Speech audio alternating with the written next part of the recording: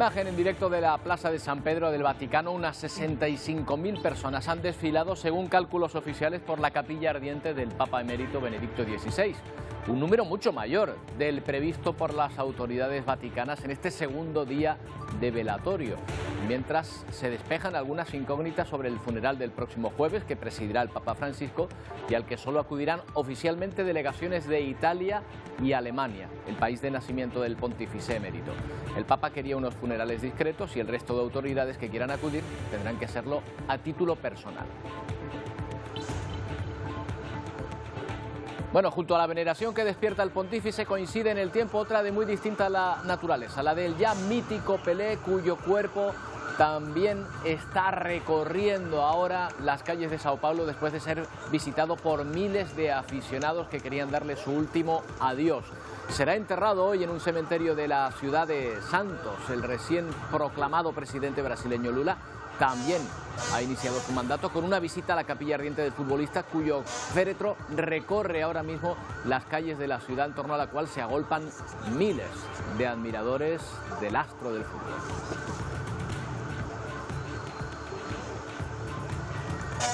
¿Qué tal? Buenas tardes. El mundo asiste entre alarmado y atónito a una explosión de contagios en China que ha puesto a su sistema sanitario al borde del caos, por no decir que en realidad ha colapsado desde hace semanas. Aunque el régimen chino solo admite unos miles de muertos por COVID, la particular transparencia informativa en este país hace sospechar que en realidad se cuentan por cientos de miles o millones, un porcentaje más lógico en el país más poblado del planeta. Las escenas que consiguen saltar la censura del gobierno chino muestran un escenario que nos lleva al inicio de la pandemia. China parece haber vuelto a 2020 y el mundo trata de protegerse de otro contagio masivo.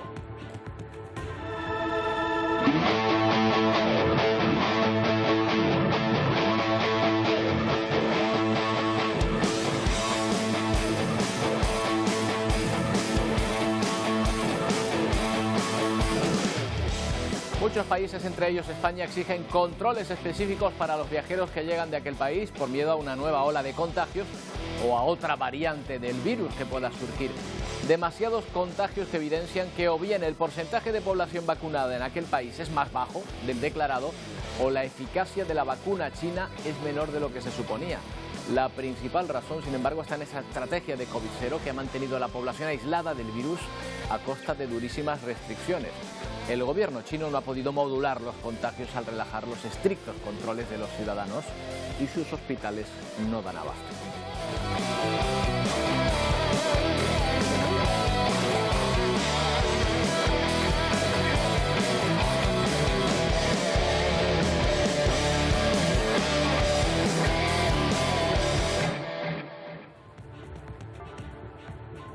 Bueno, ¿y cómo arranca el año en lo económico? Los datos de empleo del pasado mes de diciembre acaban de salir y muestran paletadas de cal y de arena. Vamos con lo bueno.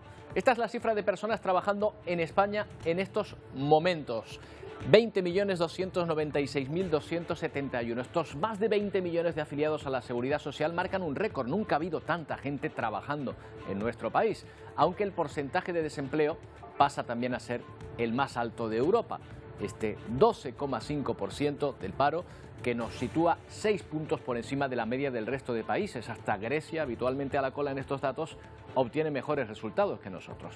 Bueno, otra de arena, evolución positiva de España, que cierra 2022 con 2.800.000 parados. La evolución es buena porque habíamos comenzado el año con más de 3.100.000 desempleados, aunque por otro lado, el pasado diciembre es el peor en la creación de empleo desde el año 2012. Aquí en Canarias también evolución positiva, casi 20.000 parados menos que hace un año, y nos fijamos en un colectivo, el de autónomos, que se mantuvo estable a lo largo de todo 2022. En España se contabilizan más de 3.300.000 trabajadores por cuenta propia. Son cifras muy parecidas a las de enero de 2022 e incluso a las de enero de 2021. Los autónomos, que empiezan el año con novedades en su sistema de cotización, ahora tendrán que elegir su cuota en función de sus expectativas. Es decir, pagarán según una estimación de cuáles serán sus ingresos reales a lo largo del año y a partir de ahí elegirán hasta 15 tramos de rendimientos netos.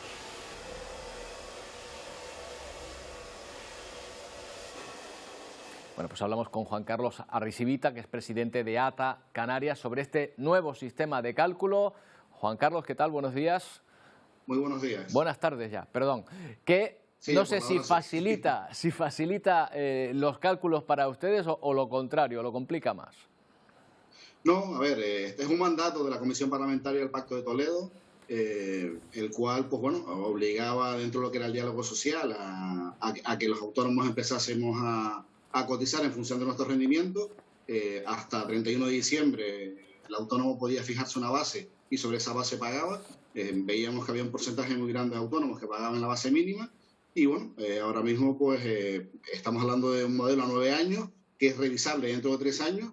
Y ahora mismo pues veremos ahora cómo va funcionando todo esto. Lo que está claro es que a partir de ahora los autónomos van a poder cambiar hasta 6 veces la base durante el año y van a tener que pagar en función de sus rendimientos, no como hasta ahora. Claro, pero vamos a ver si van a recibir también en función de lo que facturan. A ver, en principio hay 3 tramos en los que se paga menos, pero en los otros tramos se paga más. No sé si al final lo comido se come lo servido o no.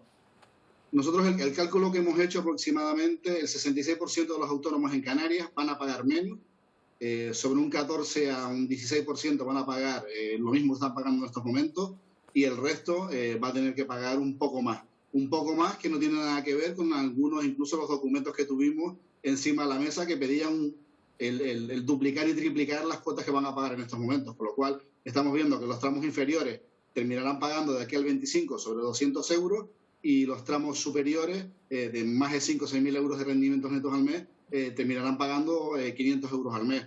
Yo creo que en un principio ha sido una negociación dura, pero creo que justa dentro de lo que cabe, ¿no? Claro, a mí me llama la atención, por ejemplo, los tramos bajos, quienes van a declarar ganar 670 euros al mes o menos, van a tener que pagar unos 230 al mes de cuota. En cambio, quienes paguen más de 6.000, quienes ganen más de 6.000 van a pagar 500. Es verdad que la cantidad es mayor, pero el porcentaje sigue siendo mucho más lesivo para los que ganan menos, ¿no? Sí, pero también hay que recordar de que cuando pagas cuota, la cuota te está, aparte, complementando lo que es tu pensión, o sea, tu jubilación y también tu sanidad también. O sea, con lo cual, si nos fuésemos a un seguro privado y si nos fuésemos también a un plan de pensiones privado, pues tenemos que pagar mucho más de lo que hay. El problema es que cuanto menos pagues, menos vas a percibir. Y estamos hablando de que esos tramos de hasta 670, que de aquí al 25 terminarán pagando 200 euros, cuanto menos vayan a pagar, luego vendrán los problemas al final. Entiendo, la red de cobertura, la red que se mantiene para los autónomos también hay que tenerlo en cuenta en caso de jubilación o de prestaciones, etcétera, etcétera. Oye, Juan Carlos, otra cuestión que algunos analistas prevén que puede ocurrir, que muchos autónomos prefieran no facturar más para no pasarse de tramos, es decir, que llegue un momento que digan, prefiero no ganar tanto y retrotraerme. ¿Crees que puede ocurrir eso? Bueno, eso ya es lícito que cada persona ha llegado a un momento dado, vea si le interesa, ha llegado a un momento dado a facturar algo más o facturar algo menos para no pagar más. Lo que está claro también es que estamos hablando que es una parte proporcional sobre lo que excedas de ese tramo que haya. Hay sectores que ya en momentos determinados pues incluso cogen vacaciones porque no les interesa la facturación más, pero eso es un tema de que cada uno tendrá que hacer sus números y ver lo que es lo que es más interesante para cada uno, pero tal como está la situación en estos momentos, yo creo que nos interesa trabajar día a día y sé que pagar algo más, pues se paga algo más, pero siempre y cuando generemos beneficios, que es lo importante. Llegamos 2 años duros, hay que recordar que venimos un cero turístico y la situación, hay que empezar a recuperar las pérdidas, que todavía no hemos recuperado las pérdidas que teníamos del año 2021. Bueno, pues a ver si empezamos este año facturando y facturando bien para los autónomos, que es lo que necesita. Muchas gracias, Juan Carlos. Buenas tardes. Muchísimas gracias y buenas tardes a todos. Y feliz año también. Igualmente, Juan Carlos, feliz año nuevo. Bueno, una noticia que hemos conocido hace algo más de una hora. Los responsables del Museo Rodin, en Francia, han tomado la decisión de suspender el proyecto para su instalación en Santa Cruz de Tenerife, un proyecto que había levantado una fuerte polémica estas últimas semanas. Los rectores del Museo francés, Raquel Toste, han remitido una carta al Ayuntamiento de la capital tinerfeña desvinculándose. Pues sí, el Museo francés asegura en ese informe que las críticas vertidas por buena parte del sector cultural, académico y político dañan el nombre del Museo francés y del escultor en su país y que por eso deciden retirar las licencias. Ante esta noticia, el alcalde de Santa Cruz de Tenerife, José Manuel Bermúdez, ha indicado que se paralice el proyecto, el expediente administrativo, que recordemos, Roberto, contaba con 16 millones de euros. Si te parece, vamos a contextualizar un poco cómo hemos llegado hasta aquí. En el mes de diciembre, hace tan solo un mes, buena parte del sector cultural comenzó una recogida de firmas en contra de este proyecto porque aseguraban que, por ejemplo, en el informe de viabilidad habían cifras, en cuanto a las cifras de los visitantes, estaban infladas. Además, también aseguraban que no había expediente museístico y también, y también aseguraban que además no contaban o que eran dudosas el informe de tasación y esas tasaciones. Ese informe nunca fue público y esas tasaciones ponían en tela de juicio el tema de la originalidad y las réplicas que finalmente acabarían en este museo. Todo esto hizo que el 20 de diciembre la Facultad de Bellas Artes de la Universidad de La Laguna se posicionara en un comunicado totalmente en contra de este museo. Y una semana más tarde lo hace también el Instituto de Arte Contemporáneo de Canarias, además de muchísimas personalidades de la cultura, tanto local como nacional. Esto hace que el Museo Rodin en Francia decida tomar esta iniciativa. Hace unos minutos le preguntábamos al alcalde José Manuel Bermúdez qué le parecía. Él asegura que esta es una mala noticia, que él pensaba que era una oportunidad para Santa Cruz, pero que aún así se reunirá con el sector cultural para ver qué otras iniciativas puede albergar el Parque Viera y Clavijo, que recordemos comienza, eso sí, la reconstrucción del edificio este año. Gracias, Raquel. Bueno, pues se mantiene en todo caso esa obra de rehabilitación del edificio. Lo que está por ver ahora es qué obras va a albergar en su interior. Se van conociendo más datos, cambiamos de asunto, sobre el presunto asesinato de un hombre a manos de su mujer en la Comunidad de Madrid. Las investigaciones revelan que la mujer podría sufrir un trastorno mental, aunque de ser así no le impedían hacer una vida normal. La principal hipótesis señala que envenenó con lejía a su marido de 64 años y luego se ahorcó. Antes de quitarse la vida dejó una nota en la vivienda en la que confesaba su intención de suicidarse. Fuentes policiales confirman que no había denuncias previas entre ellos por violencia.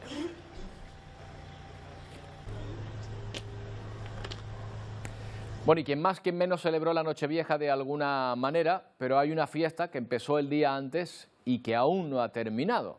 Una rave ilegal en Granada en la que participan más de 1000 personas y que a este paso va a empatar con el Día de Reyes.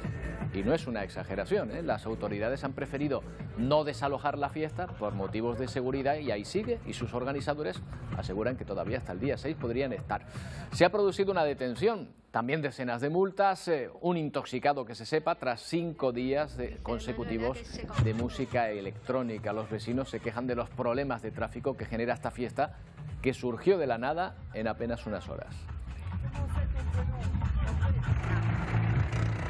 Bueno, la Unión Europea ofrece a China vacunas completamente gratuitas para frenar el incremento de contagios de COVID entre su población. Habrá que ver si el régimen chino acepta un ofrecimiento que pone en duda la fiabilidad de sus propias vacunas. Pero lo cierto es que su sistema sanitario está colapsado. Hospitales completamente saturados, con médicos que enlazan hasta 3 turnos seguidos, con las unidades de cuidados intensivos que ya hace días que no dan abasto. Una situación caótica que nos retrotrae a lo peor de la pandemia en Occidente. El régimen chino no ha podido modular la oleada de contagios tras años de durísimas restricciones para frenar la expansión de Omicron. La población china disfruta al mismo tiempo de su libertad de movimientos, pero algunos países como España comienzan a realizar controles en sus aeropuertos, exigiendo pruebas negativas o pruebas de vacunación para pasar la frontera. Estoy todo bien. Todo bien. Y salud bien, todo bien. Ella es una de las pasajeras procedentes de China que llegaba este martes a España. Pero yo tengo papeles de todo. Ajá, Sí. de la vacunación. Sí, de todo. Y como indica, en su equipaje trae el certificado COVID de vacunación, aunque también se puede presentar prueba de COVID. una PCR negativa. Eso para poder pasar los controles sanitarios que comienzan a realizar en los aeropuertos a quienes vengan del país asiático. Vamos a realizar las pruebas, vamos a realizar los controles. Desde el Ministerio de Transporte y desde el de Sanidad aseguran este filtro donde se incluye la toma de temperatura. Sí, la toma de temperatura, pero hay 2 compañeros suyos que están haciendo test por dentro. Y en caso, por ejemplo, de que uno de esos compañeros dé positivo en el test de antígeno, deberá realizarse una prueba PCR para determinar si se trata de una nueva variante o no. Medidas que estarán vigentes hasta el 15 de febrero, solo a donde lleguen vuelos directos desde China. Son los aeropuertos de Madrid y Barcelona. Esto hace que España sea uno de los primeros países, junto a Japón, Italia o Estados Unidos, con estrategias similares para paliar dicho incremento de contagios. El presidente de Ucrania, Volodymyr Zelensky, se ha dirigido a la nación en las últimas horas y ha asegurado que tienen información de que Rusia está planeando un ataque con drones. Ми маємо інформацію, що Росія планує тривалу атаку шахедами, її ставка. Zelensky asegura que el objetivo es de nuevo los sistemas de energía del país. Acusa a Vladimir Putin de ocultar al pueblo ruso la realidad sobre una guerra que asegura que Putin va perdiendo. Zelensky espera represalias, sobre todo tras uno de los golpes más letales de su ejército sobre Rusia, al acabar con la vida de cientos de soldados que acampaban junto a un almacén de armas en Donetsk. El ataque ha sido reconocido por Moscú, aunque las cifras de víctimas son dispares. Así quedó en la ciudad de Makivka esta antigua escuela utilizada por los militares rusos como almacén de munición tras el ataque ucraniano, reconocido ya por el régimen de Vladimir Putin. El portavoz del Ministerio de Defensa ruso asegura que las fuerzas ucranianas lanzaron 6 misiles HIMARS de fabricación estadounidense sobre un punto de despliegue temporal utilizado por las Fuerzas Armadas rusas cerca del asentamiento de Makivka en la autoproclamada República Popular de Donetsk. Como resultado, sostiene que 63 militares fueron asesinados. Se brindará a sus familias, dice, toda la asistencia y el apoyo necesarios. La cifra de muertos tras el ataque no está confirmada, ya que de hecho los ucranianos habían elevado ese número hasta los 400. Por cierto que los ucranianos también han sido testigos de un nuevo ataque ruso, en esta ocasión sobre una pista de hielo en la ciudad de Druzhkivka, también en el Donetsk.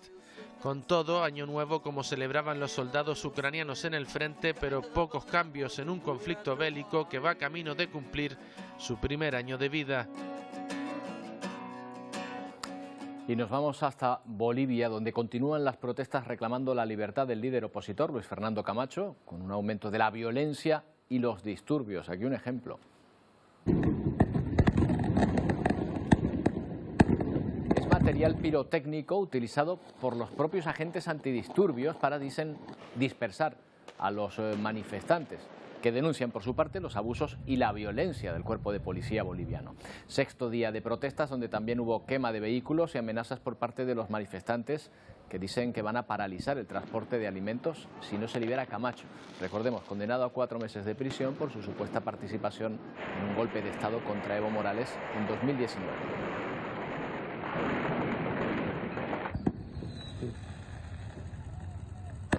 Los feligreses están esperando hasta 3 horas en la cola para dar su último adiós al Papa emérito, Benedicto XVI. A la Basílica de San Pedro no deja de llegar gente, creyentes que se acercan para despedirse. Eso sí, tienen que pasar controles de seguridad, primero para acceder. Entre quienes han acudido a la capilla ardiente, personalidades como la primera ministra italiana, Giorgia Meloni, o el primer ministro de Hungría, Víctor Orbán. La reina Sofía, el ministro español Félix Bolaños y la embajadora Isabel Sela acudirán al funeral. En estos momentos Roma está completamente blindada para las exequias. Invocamos la intercesión de la Virgen María, en particular por el Papa emérito Benedicto XVI, que dejó este mundo. Así despidió el Papa Francisco a su predecesor, quien marcó la historia al ser el primero en dimitir el papado en más de 600 años, algo que algunos miembros de la Iglesia celebran. Esto no fue un signo de debilidad, sino de grandeza, de su libertad para decidir irse cuando hay un signo de que no es capaz de enfrentar los desafíos cotidianos del papado. En el Vaticano, decenas de miles de fieles comenzaron a a despedir este lunes el legado del Papa emérito con largas filas para asistir a la capilla ardiente. Estoy muy sentimental. Mi hija nació en el momento exacto en el que él se convirtió en papa. Se pueden sentir las emociones que tenía antes de morir. Esa fue mi impresión. Benedicto, quien permaneció hasta su muerte el pasado 31 de diciembre en el Vaticano, será velado en la Basílica de San Pedro hasta el jueves 5 de enero. El jueves, las autoridades italianas prevén que unos 60.000 fieles estén presentes en el funeral en la Plaza de San Pedro, que será presidido por el Papa Francisco. A esas cifras oficiales de 65.000 personas que habían visitado hasta esta mañana la Basílica de San Pedro en Roma, pues habrá que sumar el número enorme de personas que no dejan de acercarse hasta allí. Miren, esta es la imagen en directo desde la Plaza de San Pedro, ahí podemos ver dos filas. En la parte derecha de la plaza, de la imagen, la incesante cola de personas que acceden para dar su último adiós al Papa emérito. Y a la izquierda, las personas que van saliendo de la Basílica. Ahí, en esa misma plaza, el próximo jueves se realizará el funeral que será oficiado por el Papa Francisco. La seguridad en esta plaza y en toda Roma se ha reforzado con motivo de la apertura de esta capilla ardiente y del funeral. Se ha prohibido, por ejemplo, el vuelo de drones, helicópteros o avionetas sobre esta plaza de San Pedro.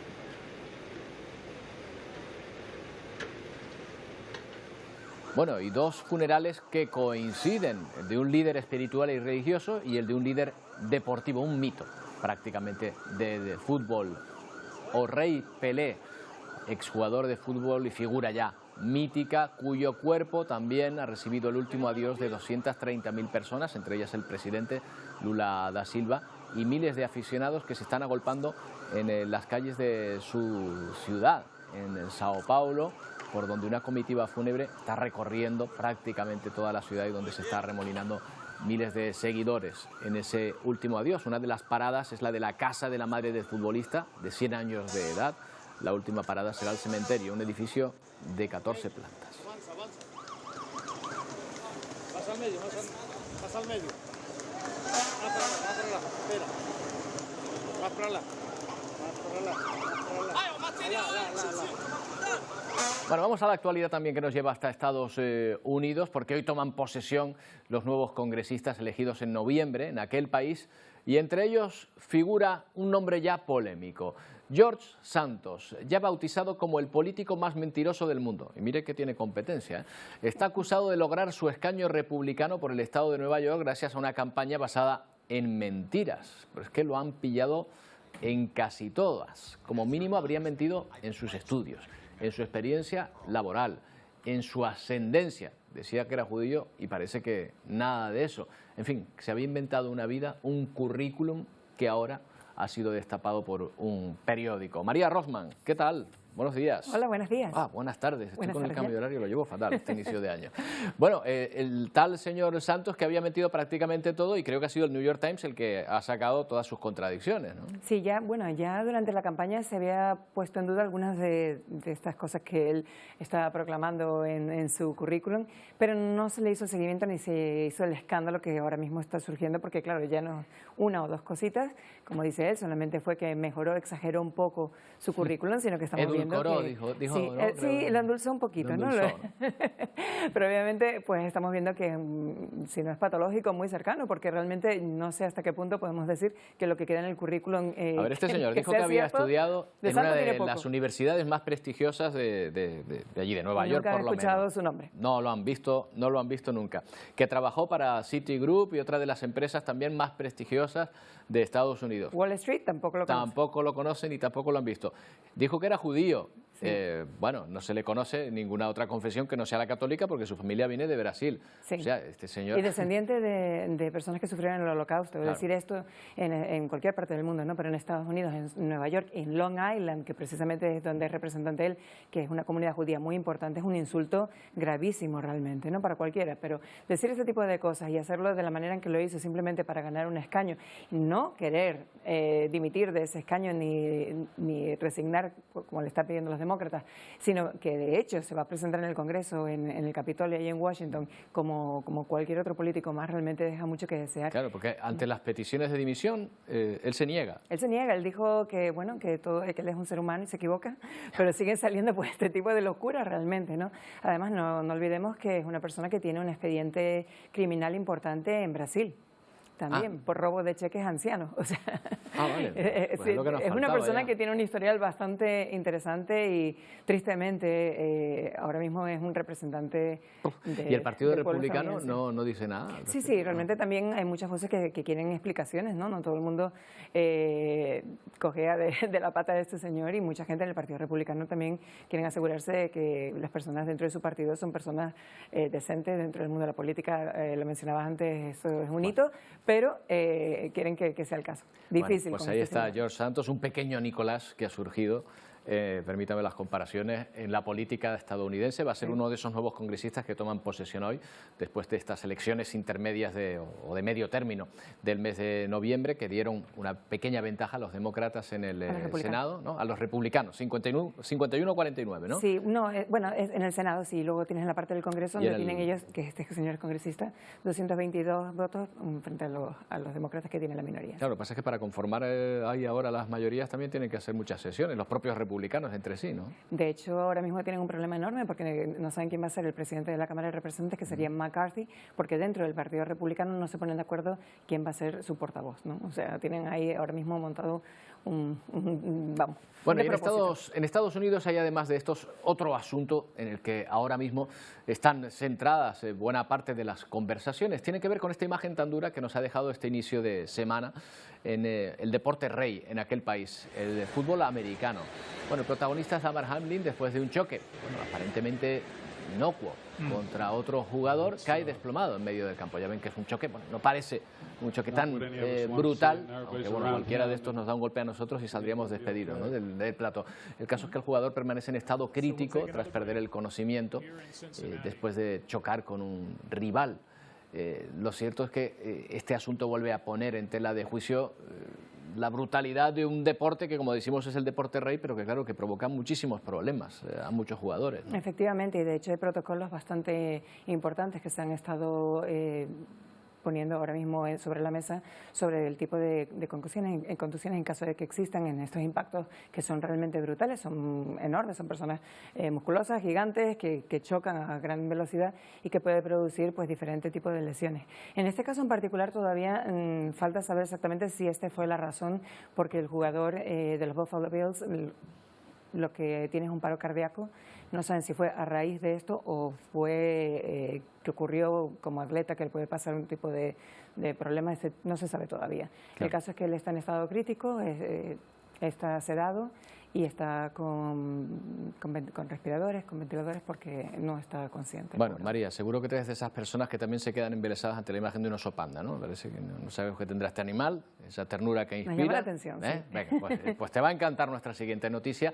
Sabemos la pasión que despiertan los osos panda. Nos trae un nuevo éxito de reproducción en cautividad para este animal que poco a poco sale de las listas de especies en peligro de extinción.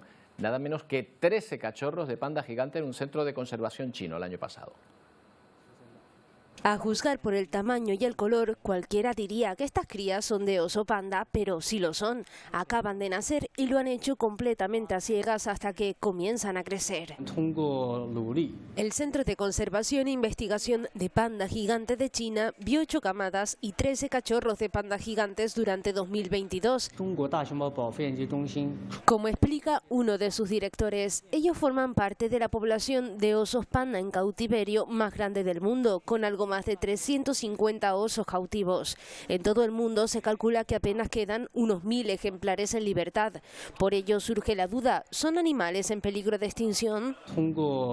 Con proyectos como este ahora son considerados animales vulnerables. Esto después de que el número de ejemplares se haya recuperado poco a poco a pesar de los peligros, como la caza furtiva, el turismo, la tala de árboles.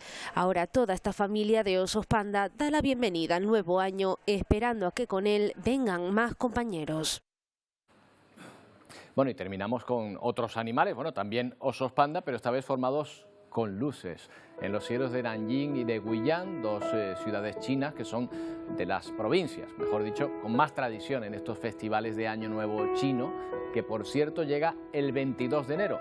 Ese día despedirán el año del tigre, que correspondía a 2022, y darán la bienvenida al año del conejo. Con estas imágenes les dejamos, volvemos mañana a partir de las 2. ¡Feliz día!